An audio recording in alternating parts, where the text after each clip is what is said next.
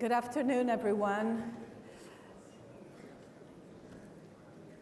Please join me in welcoming three foreign ministers to talk about visions for Ukraine, the most important vision of which is peace. Annalena Baerbock,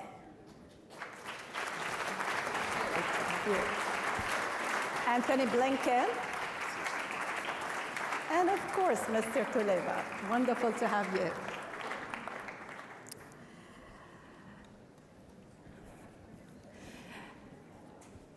When we're thinking about Ukraine, I think all of us want to think about a future of Ukraine that is at peace.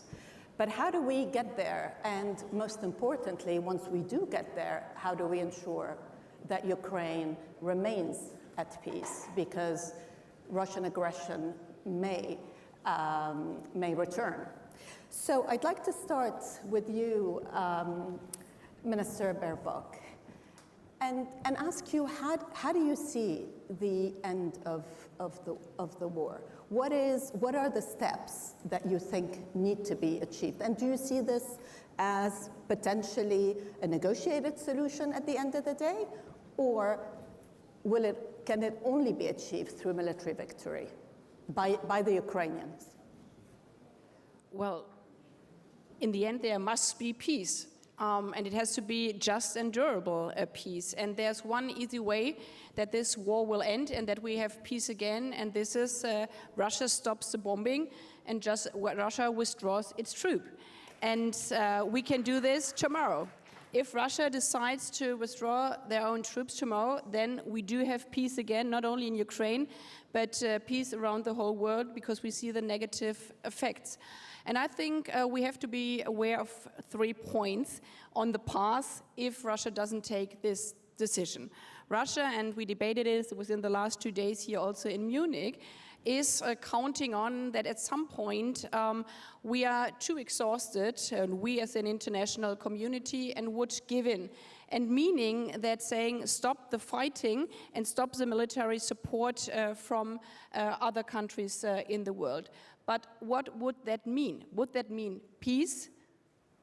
No, because part of Ukraine, which is now still under the control of Russian, would remain under the control of Russian. And those who are saying, just stop the hostilities right now, and this is automatically peace, this peace would mean that we would give those people of Ukraine towards Russia. And this would also mean that this is the end of the international order and the end of international law.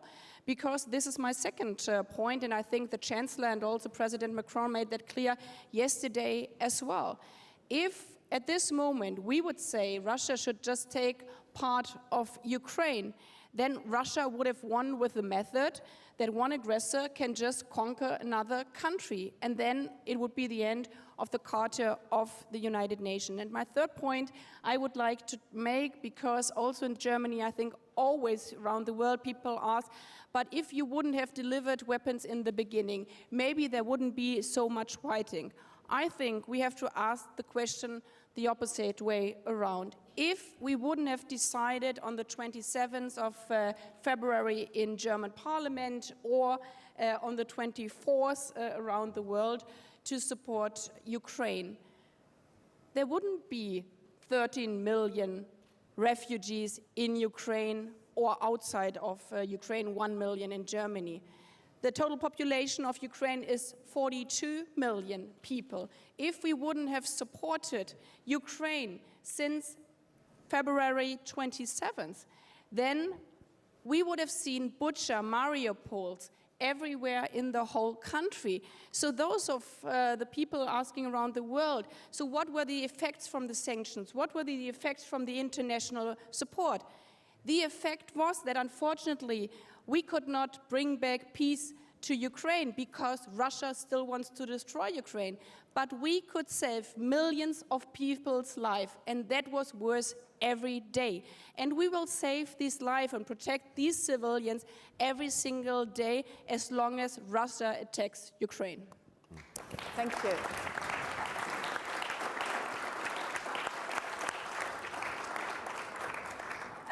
I I want to bring you in, Mr. Blinken. When we talk about peace, are we talking about Russia returning to February lines, or are we talking about post-2014? Because Crimea is an issue that Ukrainians care a lot about, and I'm sure you'd like to comment on this, Minister Kuleba. Well, first let me say how wonderful it is to be here in Munich again, but especially wonderful to be surrounded by my two good friends and colleagues. Germany has been absolutely extraordinary in its leadership over the last year. The third largest donor to Ukraine in total, taking steps that I think few of us in this room would have imagined possible before the Russian aggression. And that's due to the leadership of the Chancellor, and it's due to the leadership of my friend Annalena Baerbock, who's been extraordinary from day one. We have been shoulder to shoulder from day one. And of course, Dmytro Kuleba has been the voice and the face in many ways of Ukraine around the world, not just with us, but literally around the world, building support on every continent. And his own personal courage and the way he does his work on behalf of his country is extraordinary. So I thought it was important to acknowledge that, as well as all of you. Look, simply put, fundamentally, these are decisions for our Ukrainian friends to make. This is their country, their future, their decision. I am, as usual, in violent agreement with everything that Annalena said. And I think we have to be wary of two things. First, we have to be very wary of this somehow false equivalence, and never lose sight of the fact that there is an aggressor and there is a victim. And the world should not in any way expect of Ukraine things on parallel with what we need to expect of Russia. As Annalena said, if Russia withdraws its troops today, the war is over. Of course, if Ukraine stops fighting today, Ukraine is over. And it's as simple and basic as that. Where this goes, as Annalena said, we will support the decisions of our Ukrainian friends about the future of their country. But I think we all have a profound stake in, as Annalena said, a just and durable peace. And what do we mean by that? Just in that any peace has to be consistent with the principles of the United Nations Charter. It is fundamentally against the interests of every other country around the world to wind up with a result that somehow vindicates the seizure by force of territory, that validates that. Because if we do that, we will open a Pandora's box around the world, and every would-be aggressor will conclude that if Russia got away with it, we can get away with it. And that's not in anyone's interest because it's a recipe for a world of conflict. What does durable mean? Durable means that wherever this lands, we have to do everything in our power to make sure that Russia won't simply repeat the exercise a year, 5 years later. And among other things, that means making sure that Ukraine has the capacity to deter aggression and, if necessary, to effectively defend against it. So even as we're doing everything we can to provide Ukraine with the assistance it needs now to deal with the Russian aggression, we have to be thinking, and we are, about what the post-war future looks like to ensure that we have security and stability for Ukrainians and security and stability in Europe. I'd like to come back to, I'm told my mic wasn't working, so I hope everyone can hear me now. I'd like to come back to the durable piece. But Minister Kuleba, what does victory look like for you, and how far are we from victory? It's the third time I'm invited to answer this question since 7:30 in the morning. Well, you'll be very well rehearsed then. So I don't want to bore those who heard my previous answers.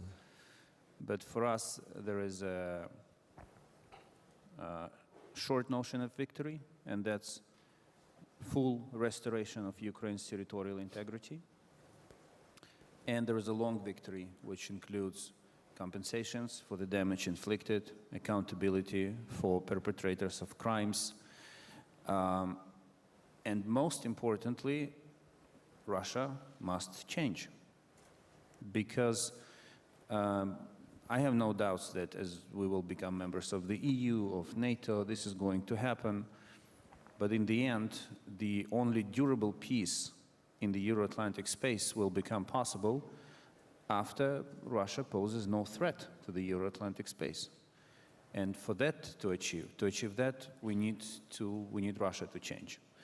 There is a long road to this result.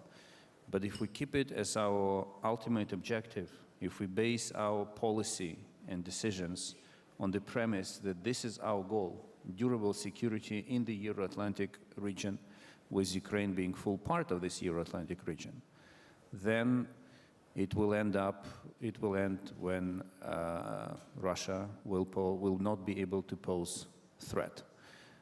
And everything between now and then, I don't want to sound too tough, but will be a war one way or another. That brings me to the issue of security guarantees, and I'm going to jump between the future and the present. But I think that President Zelensky has been talking to some allies about security guarantees from NATO, not just for the end of the war, but even from now, because it is important for the morale of troops and also for the morale of a population that's fighting. Do you think that that's a possibility, some kind of security guarantees post-war, but that are communicated and agreed by the time you're all in Vilnius? Well, the biggest security guarantee has been made already, and this was giving Ukraine, but also to Moldova, the candidate status for the European Union, because the European Union is our life insurance in Europe. And we do not have only in NATO a solidarity clause, we do have that also in the European Union. And underneath this decision, I mean, every step we are taking within this process, this is a process which secures the security of Ukraine also for the future. And as everybody know, NATO has an open door policy. This was true in the past, it's still true. And what we are doing now also with the military support is helping Ukraine immediately every day, but we have a short-term, mid-term and long-term perspective, and this is also nothing new in February 2023, but we have decided and started this process in March, April, May last year, and then at the Bucharest summit together at NATO, where we underlined that the support for self-defense is required now, what we can deliver now, but for example, IRIS-T systems, the next ones, they are coming in the next months, but also in the next years. So every weapon delivery support is already looked at also with the standards we are having ourselves. So I think this guarantee has been given already last year. And this is because we always see the glass half empty, and I mean for Ukraine it's more than half empty. It's totally destroyed because so many people have been killed. But we should never forget what we have achieved together within the last year. Not only we are more united than ever.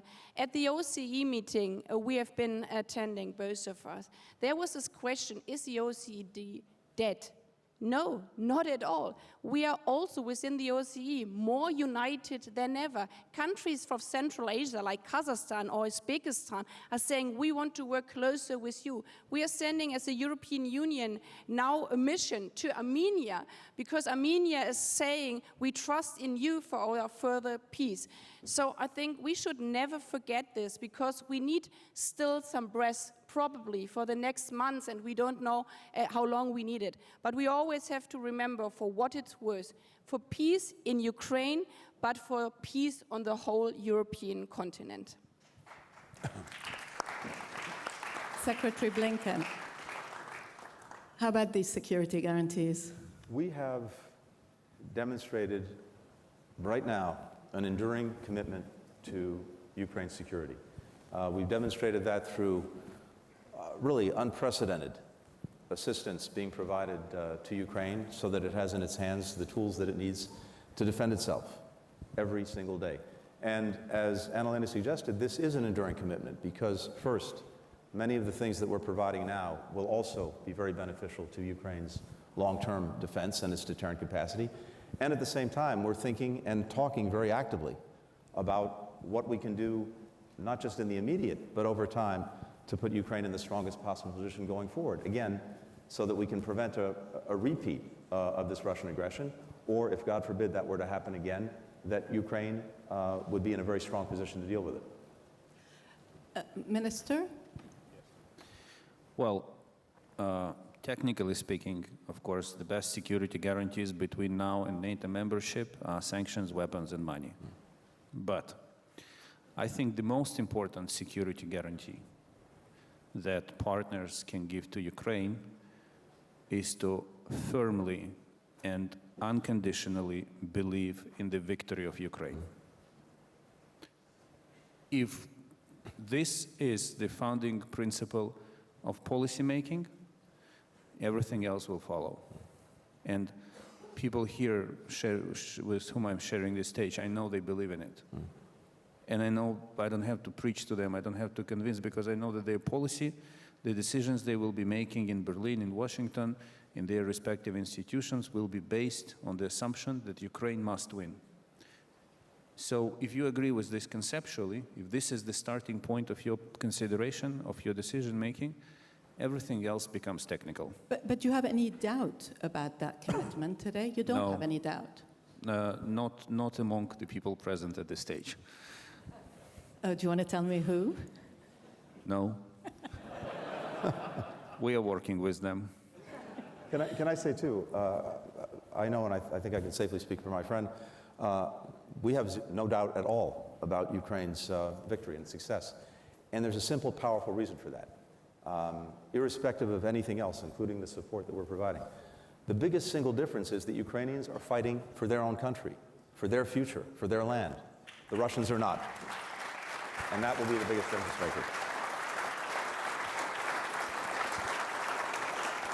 So I'm going to ask you a question that I'm sure you have been asked before, but I would still like to hear your answer. Is there any chance of Ukraine being safe in the long term if Vladimir Putin is still leading Russia?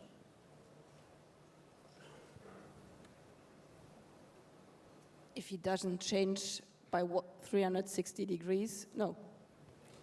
But everything that happened over the last year, and it's truly remarkable what's happened over the last year, not just in terms of the Ukrainian willingness and capability to fight, but even in Germany, and yet he does not appear to have gotten the message at all. Well, I didn't say no without this half sentence beforehand, because I believe in humans, and I believe in human beings. And we have changed by 180 degrees, because we decided on February 27th, and this is why I'm always referring to this, that we changed totally our export policy with regard to weapons. Before, also myself, I said, no, we are not living in conflict areas. But this is a good thing about human beings, if you're still a human being and if you still see the suffering, that you can say, either I've made a mistake, and I mean, if you never learn from mistakes, you will never end the phase of being a baby. But also, if you recognize, well, this might have been right in the past, but now the world has changed. And on the 24th of February, at least my world, I think all of our world, has changed totally. And then we reflected and said, if our world has changed, our European peace order has been under attack, which I never had to realize in all my life living in Western Germany and being born there. So when we realized this, that we woke up in another world, we said, obviously, the policies from before won't work anymore with regard to our understanding of weapon delivery. This is why we changed by 180 degrees. And if President Putin, and this is why I said it in the beginning, it's in his hand. He can make his own decision. He can decide that he changes his course by 360 degrees. Tomorrow, the whole world would be happy again. Stop the bombing. It's in his hand. And this is why I also think that we should really differentiate. And I'm really thankful to Tony, and he said that first time in Security Council in September. We always have to differentiate who is the aggressor and who is the victim. And if we start to blame the victim, then the aggressor wins. But we can give the aggressor the chance, and we ask him every single day of the last year, please change your mind. So we asked him again, please change your mind, and if he changes his mind, then we have peace again in Ukraine and in the world. And if he doesn't change his mind, we stand on the side of Ukraine until they have freedom, peace, and liberty again.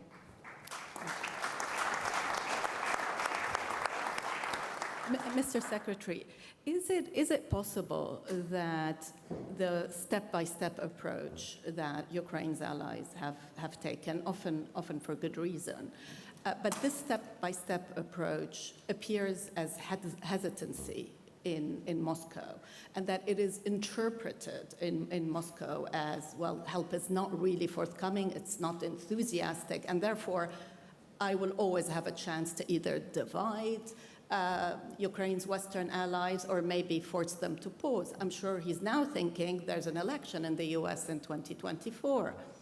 Maybe I try to wait it out. So first, just to follow up quickly on what Annalena said, I think there has to be a day of reckoning for Mr. Putin, because this has been a strategic debacle for him. Going back to 2014, when he first came and seized Crimea and the parts of the Donbass. Ever since then, what we've seen is Putin precipitating everything he said he was trying to prevent. Ukraine is united. Back in 2014, before the Russian aggression, attitudes toward Russia in Ukraine, and Dmytro can confirm this, were largely positive. Desire to join NATO was probably about 25%. After the initial aggression in 2014, that of course flipped, and since the renewed aggression last year, on steroids. For the foreseeable future, Ukrainians will hate their Russian neighbors because of what's done, understandably. And Ukraine's own unity is stronger than ever. Our own unity is stronger than ever. Putin thought he could divide NATO.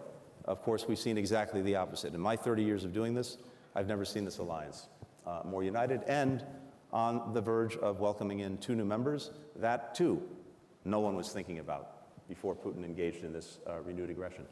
But here's the other point that's so important, and I'll come to the question. Look at what has happened, what Putin has done to his own country. We now have, by public accounts, something like 200,000 Russian casualties in Ukraine. Think about that for a minute. In less than a year, we have more than 1 million Russians who have left their country because they do not want to be a part of this war and the direction that the country is being taken in. We have 1,000 or more companies from all of our countries who used to do business in Russia who no longer do, because the reputational cost of that is far too high. And all of Russia's connectivity with so much of the world has been cut off piece by piece as a result of the actions that President Putin has taken.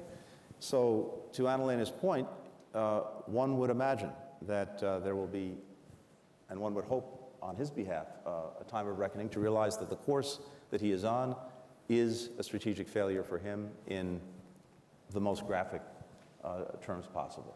So I think we have to look at that. As for what Russia is seeing and what Putin may be concluding, no, I think it's exactly the opposite. I think precisely because he thought, first of all, that they would rapidly erase Ukraine from the map in a matter of days.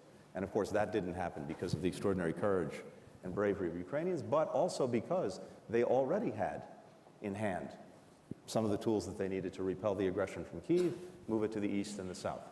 But then everything he's seen over the last year is an extraordinary coming together of dozens of countries, and not just in Europe, beyond as well, because countries like Japan recognize the implications that this war has for them and for their interests. Everyone around the world is watching. And he's seen us systematically, time after time, working closely with our Ukrainian colleagues, try to assess what they need and make sure that we could get it to them. But what's so important, and I think all of you know this very well, is we tend to get fixated on individual weapon systems, and that's understandable. One thing or another gets in the news and people start focusing on that. But we all know very well that it's not just the weapon systems. It's the training, because if you can't use it, it doesn't help you much. It's the maintenance, because if it falls apart in a week, it doesn't help you much. And it's making sure that all of these things are being used in a comprehensive way with an actual strategy to be successful. And this is exactly what we've been working on. I think Vladimir Putin sees that very, very clearly.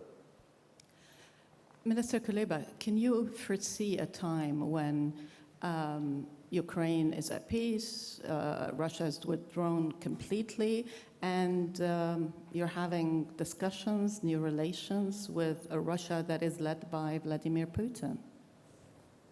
Well, I know this is a bit everything except Vladimir Putin is my retirement plan. That's, I want to end the war, I want to go to the village, to the countryside, live there in peace, see my children, and I don't have to get old for that to happen. I'm ready to do it the moment war is over. As long as Putin is in power, we will be in troubles, because Ukraine is his personal obsession for various reasons, which will require another panel to focus simply on this one issue.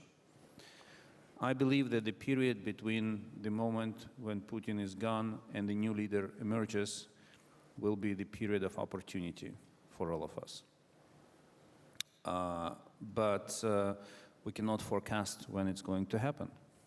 So we really, what we have to do now is just to focus on fighting on the battlefield, fighting in diplomatic arena, because yes, we see an unprecedented unity of one part of the world that stands for principles and rules this world is based on. But we also see other parts of the world. Some are neutral, which means effectively, the support of Russia. Some are calling to seize the supply of weapons to Ukraine, which also means that Russia is going to win. Some are asking questions whether Ukraine will be capable to restore its territorial integrity in full, which is about casting doubts and basically posing a question, what was it all for, if in the end you don't get everything that belongs to you? And those who have this idea of going back to the 2014, so-called 2014 line, or Ukraine abandoning NATO plans, I would like to recall two things. First, in 2014, Ukraine, by the law, was a non-bloc country. We were not pursuing membership in NATO, and still Russia attacked. And second, we had the separation line for 8 years. We were very constructive. We were painfully trying to find diplomatic solution. Did it help us to prevent the war? No, it didn't. So probably that means that the solution is not going back to another separation line and to abandoning some of our choices. The way forward is to believe in your choice, to be smart enough to defend it and to make it happen. I have no doubts that it is going to happen. But what inspires me the most is meeting and talking and working with the people who also have no doubts on this matter. Let me bring some of the audience in. Young man there.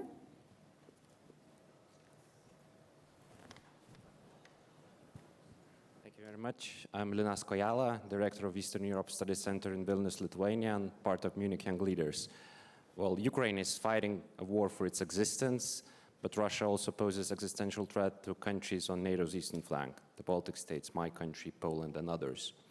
So before NATO summit comes to Vilnius in the next 5 months or so, what needs to be done to send a clear message that Ukraine is not a gray zone on the map of Europe in terms of security, and that NATO's eastern flank is capable of withstanding the threat that comes from Russia, at least before Ukraine joins NATO? Thank you very much.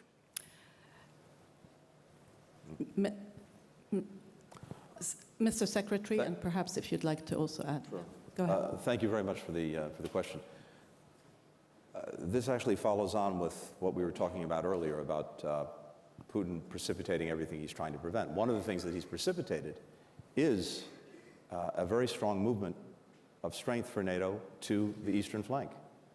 And we've had to take, all of us, necessary precautions precisely because of the fear that Russia would expand its aggression beyond Ukraine. And that's exactly what the alliance has done. And if you look at the decisions taken at the last summits and then the deployment of additional forces, additional capacities to the eastern flank countries, already we are in the business of making sure that all of these countries can feel safe and secure. President Biden's been very, very clear, and he said it repeatedly. We will defend every square inch of NATO territory, and that guarantee means something. Going forward, and we'll have an opportunity in Vilnius to talk about this, one of the things that we'll be looking at is what further steps do we need to take to strengthen the eastern flank, and for that matter, in the south as well. One of the ironies of the situation we're in is that Vladimir Putin seems to believe, erroneously, that NATO has designs on Russia, that we pose a threat to Russia, that we aim to commit some kind of aggression against Russia. That has never been the case. It never will be the case. But because of his actions, NATO has been dramatically reinforced. And again, if you go back to 2014 when this first started with Ukraine, look at the trajectory NATO was on then. Budgets were actually going down. Forces from the United States were coming back. Equipment, tanks, planes were coming back. Ever since 2014, as much as I'd like to think that in some part our engagement and leadership played a role, I have to give credit where credit is due. Vladimir Putin has done more than anyone on earth to strengthen the NATO alliance. Let me take another question there, yeah.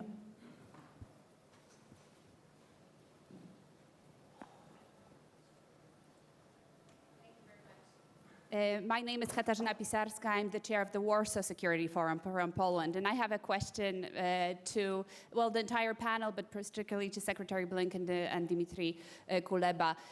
President Biden is coming to Poland this Monday. And he's expected to have a speech in front of the Polish public. What are your expectations from that speech? How significant? What should we be preparing for? And Dmitry, if you can tell me, because I'm sure that Vladimir Putin is also preparing something for this week of this anniversary, something horrific. Are we prepared also for a week that I think will be symbolic? On the one side, we want to show our full support for Ukraine. We want to show that this year we've been in unity. We want to commemorate also the heroes of Ukraine. But at the same time, we know that we will probably see more attacks this week and probably vicious, heinous attacks. So how do we prepare to that? Thank you. So, Mr. Secretary, first you're going to give us the scoop on the President's visit, and then perhaps both Minister Kuleba and Mr. Baerbock might want to address the second question. Go ahead. I think it's safe to say that the President will make a very significant speech in Poland next week. Other than that, I've learned one thing: never get ahead of your boss, so I'll let him speak for himself. But in all seriousness, I think it's safe to say that as well, that he's likely to talk about the road that we've traveled together over the last year, where we are today, and, as I said, our enduring commitment to Ukraine's success, which is all of our success. I believe the speech of President Biden will be far more significant and consequential than the speech of President Putin. Thank you.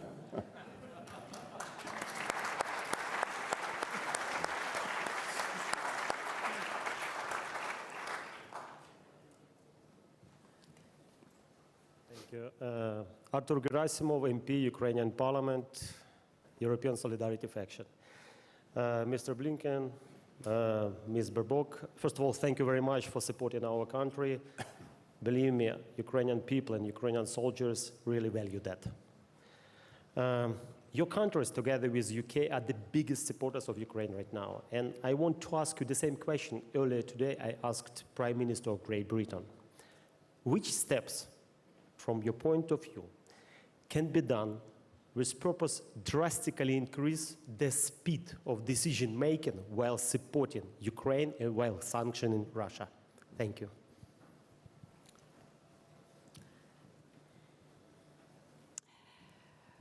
Well, we can always do better and we can always be faster, and this is what we are trying. But on the other hand, we shouldn't resignate of saying because we haven't been quick enough in the past, we just give in.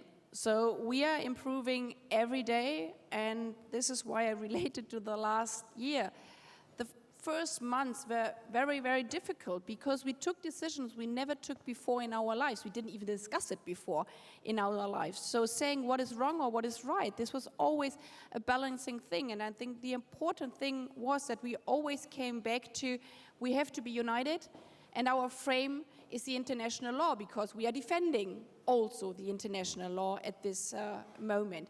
And this counts also to our weapons delivery. This is why, and this is the strength of democracy, we are having debates also about these kind of steps.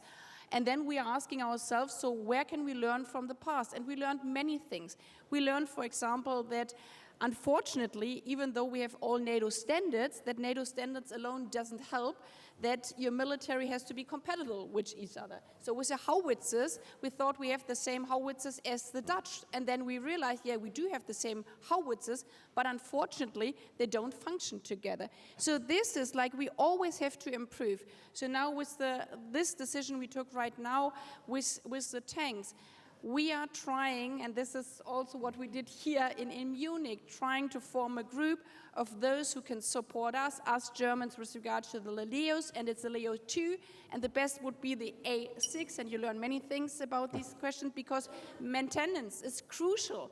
So if we don't think the chain afterwards, and this was our learning from the spring last year, then it doesn't really help. So what can we do to become better? Coming back to your questions, getting together the right group of countries, and this is my appeal to everybody in the room. I think everybody knows who does have the tanks we need now to form together a battalion, and that we set up the supply chains, that we set up the maintenance hub directly at the border in order to help every day to save your people.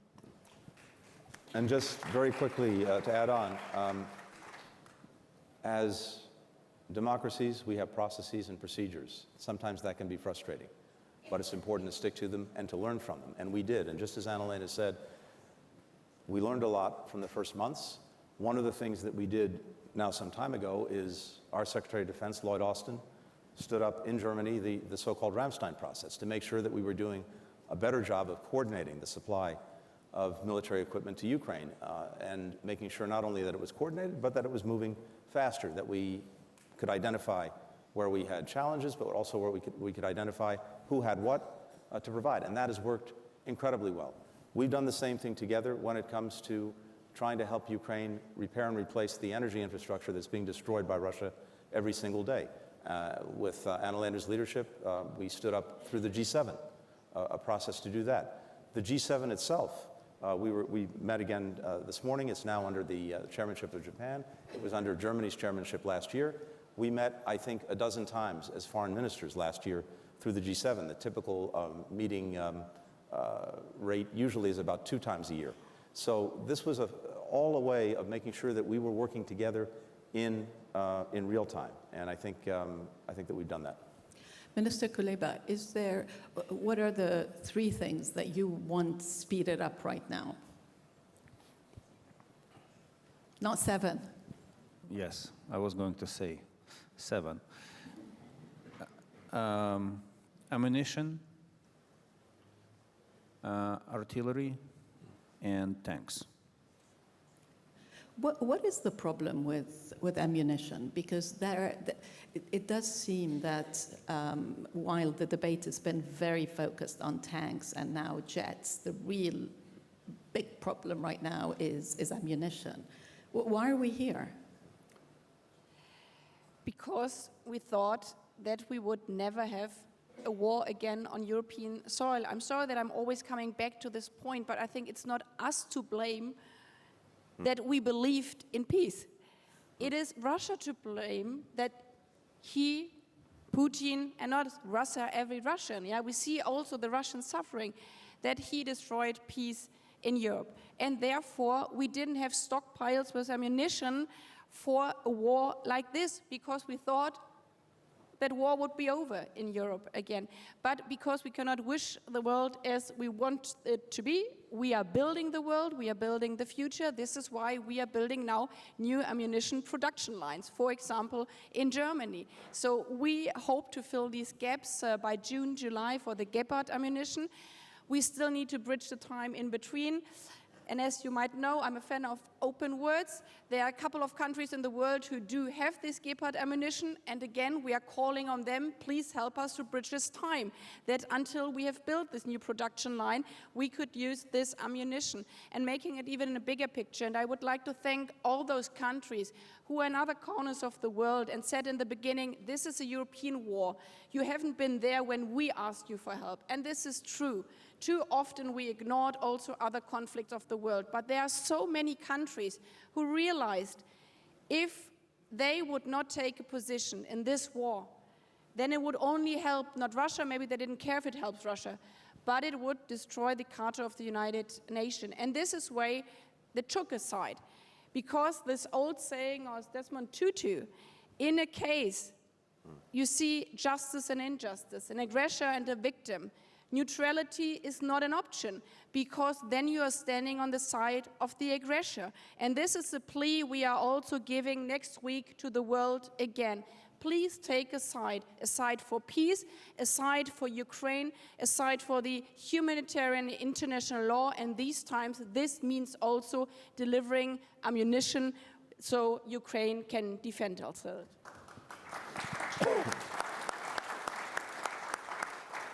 Secretary Blinken, would you like to come in on the ammunition question? Again, I think Annalena has covered it very well, but one of the things that we know is that we've had different types of weapon systems that use different types of ammunition.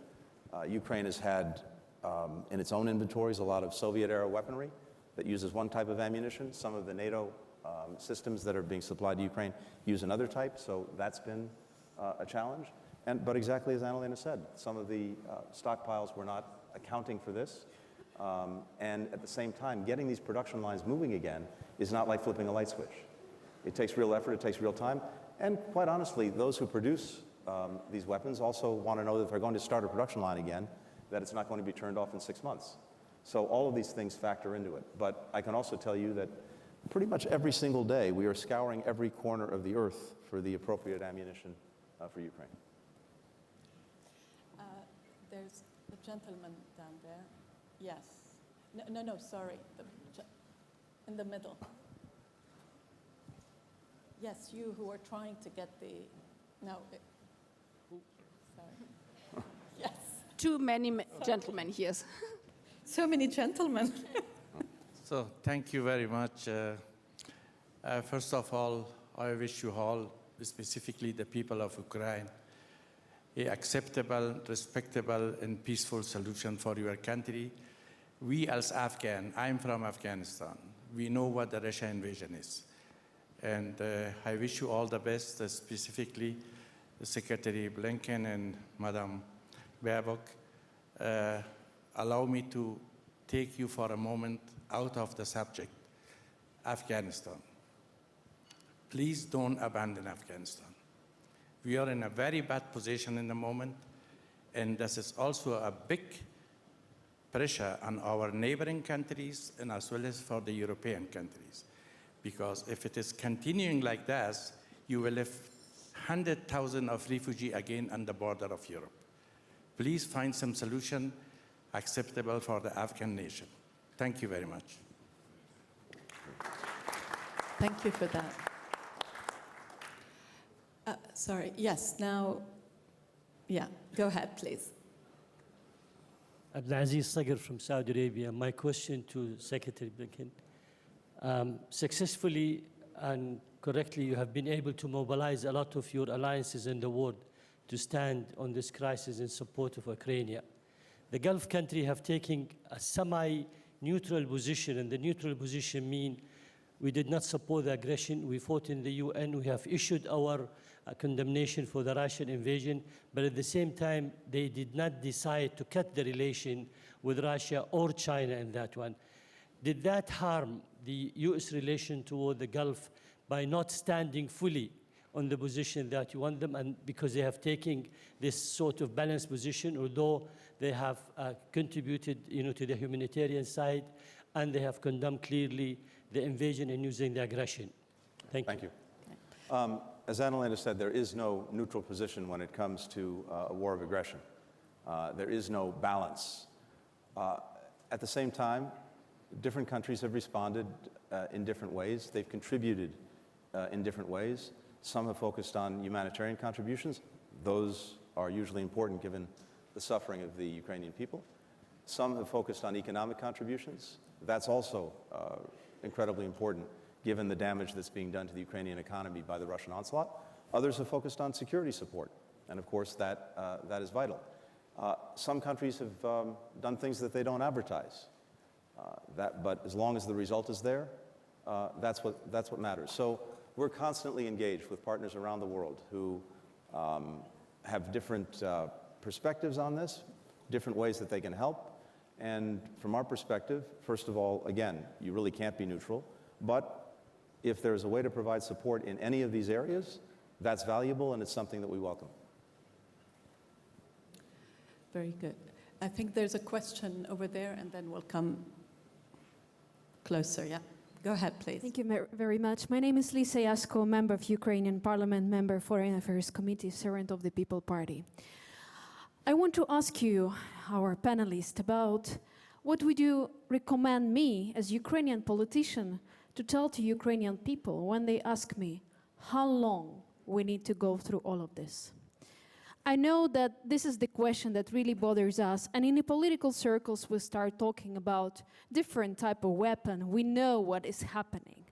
But still, for me, as Ukrainian politician, it's very hard to keep answering that, yes, this weapon will come in 2, 3, 5 months. Can we give some timeline that will bring more confidence and peace to Ukrainian hearts? Because we understand that we in these shoes already for 1 year, and we need to calculate how much energy we still have and we will have in the future. Thank you. Minister? My frank and honest answer is, I don't know.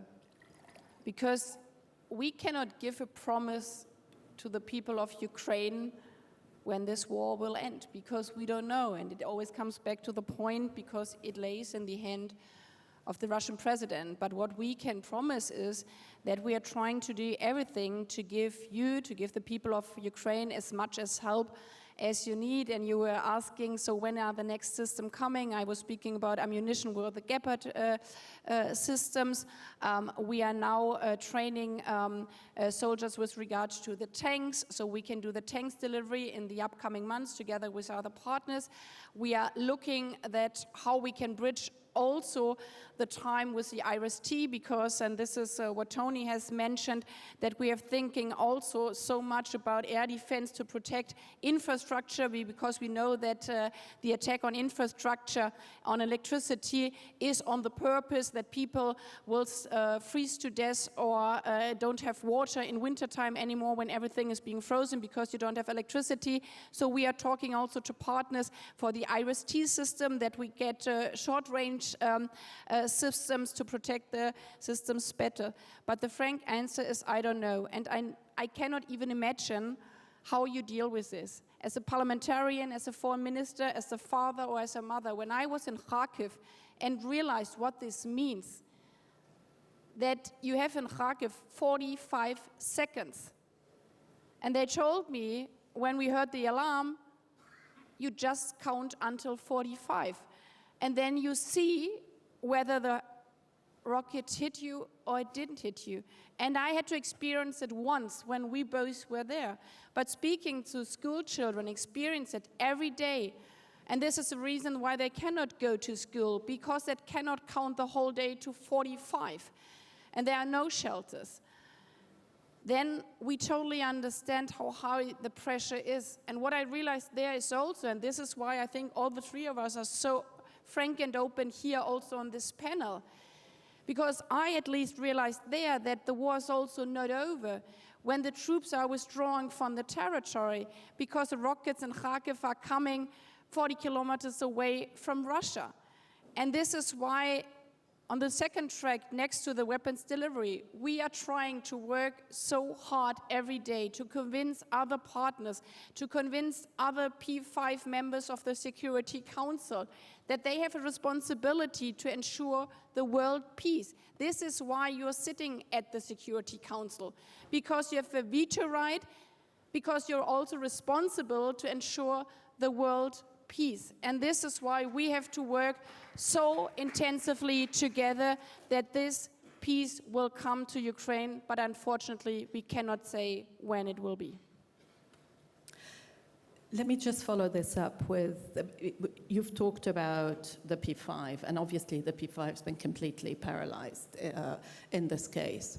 But China has a very important role to play. Have you had recent conversations, maybe even today or yesterday afternoon, with your Chinese counterpart, all three of you, about how China can help? Well, I think it's very clear that there are things that China cannot and should not do to hinder. And by that we mean providing Russia with military equipment that can further its aggression, or engaging in the systematic evasion of sanctions that are designed to put pressure on Russia to end its aggression. And that's something that President Biden made very clear to President Xi Jinping from almost day one. They had a conversation by video maybe 2 or 3 weeks into the aggression. And we've made clear to our Chinese counterparts ever since that we would view any provision of military assistance or evading sanctions as a very serious problem for us and for many other countries around the world. So it's something we watch very carefully. Of course, China continues to spread Russia's narrative at the UN and in other places. It advances the propaganda. To date, as best we can tell, it is not engaged in the systematic supply of military equipment or sanctions evasion, but it's something that we watch very, very carefully. Minister? Yes. We had a meeting. This is a good thing. This is a transparency conference here, so you can... Yeah, we also want to know whether Secretary Blinken had a meeting. Well, we had a meeting as well, a couple of meetings. I've had lots of meetings. Well, I think why we are also all arguing so much what peace means is because of the role of China. Because obviously we are going next week not only to the General Assembly, we are also going to the Security Council. I have heard it also in the meeting, but you can read it also in media, that China said they will present a paper for peace, which is good because we need everybody in the world to be ready to stand up for peace. But the question will be, what kind of peace will this be? And this is why I think all the three of us try to underline that there is a difference if you call on everybody to stop delivering weapons, and we call also on China or everybody in the world to not deliver weapons to Russia. But if there's a request of saying, so we should stop supporting Ukraine, then there's a huge difference, which Tony Blinken made in September in the Security Council, when he was saying, and if I may, I quote you again, if Russia stops fighting, and we hope this is a plea also from China next week when they propose their peace program, call on Russia to stop fighting, because then this war is over. But if Ukraine stops defending itself, and this could be another plea, then Ukraine is over. And we cannot accept this, because then also the Charter of United Nations is over. And I think to Annalena's point, and it's understandable to people around the world who may not follow this day in, day out, who are living with their own challenges. In fact, many challenges that have been exacerbated by Russia's aggression against Ukraine. Things like a ceasefire sound very attractive. Who doesn't want guns to stop firing? Except we have to be incredibly wary of the kind of traps that can be set. It may come to be that Putin decides, because things are going badly for him, that his best bet is to call for an immediate ceasefire, but in effect a frozen conflict that will freeze the existing lines in place. He will never negotiate the territory that he seized, and meanwhile he'll use the time to rest, to refit, to rearm, and to reattack. So we need to be very wary of allowing any kind of situation to develop. One last thing. One of the very powerful things that Annalena has done over the last year is to constantly remind us that what is happening in Ukraine is about real lives. It's not an abstraction. And hearing from the parliamentarian is another reminder of that. And one of the things none of us can allow is we cannot allow this to be normalized. We cannot be anesthetized to what's going on. And that's easy to happen. It's relentless on our TVs, and then it becomes background noise for too many people. But the kind of conduct that the Russian forces are engaged in Ukraine, we can never allow that to be normalized. And when we have children who are being taken from their families and sent to Russia and then adopted by Russians in a program that is deliberately designed to do that and, in its own way, try to erase Ukraine's future, that can't be normalized. So one plea for all of us is to make sure that we don't allow that to happen either. I'm going to give the last, we have run out of time. I'm just going to give the last 20 seconds to Minister Kuleba to tell us what he wants to see in this Chinese peace plan. I don't think it makes sense to speak about Chinese peace plan before seeing it. I mean, we all understand where it stands. But whatever happens, whatever kind of plans will appear from different quarters of the world, I think we should all be focused on one thing. Even if we are deadly tired, we cannot allow ourselves to get tired of fighting for freedom.